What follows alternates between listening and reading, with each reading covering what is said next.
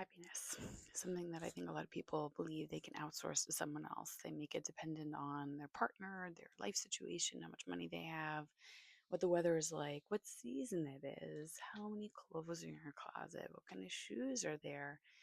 And I think that people assume that happiness is a permanent state, that it's a place you get and you stay there.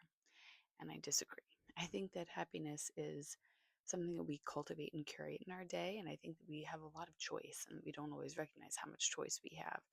There's always different ways to look at things. We've heard glass half full, pessimist, optimist, realist, whatever camp you find yourself in or wherever you believe you might be, totally up to you. But I do think that one of the things that can happen in relationships is we assume that the relationship itself will make us happy or the other person will make us happy.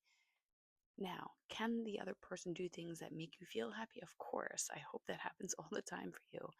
However, I think your internal state of feeling good or not feeling good should not be entirely dependent on the other person.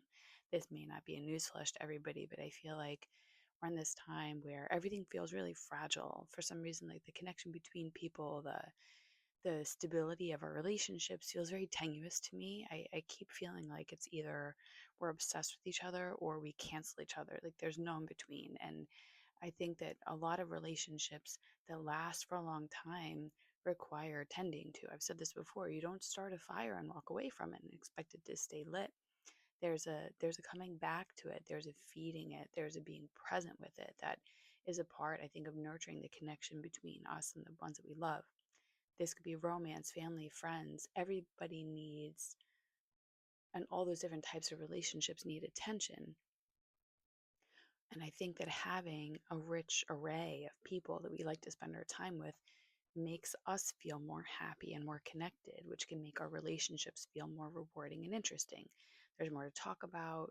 You're also not expecting your husband, partner, wife to be the one source of all the support that you get.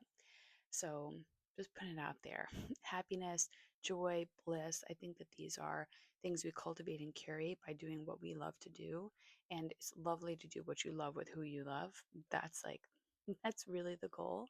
But in the meantime, I don't want us to outsource our happiness to status, wealth, material things, or other people. I want us to embrace that we can make every day a little bit better by enjoying our coffee, being grateful for our homes, um, being grateful that we have a personal car if you're so fortunate to have one, being grateful to be able to walk and move. I mean, these are things that we overlook.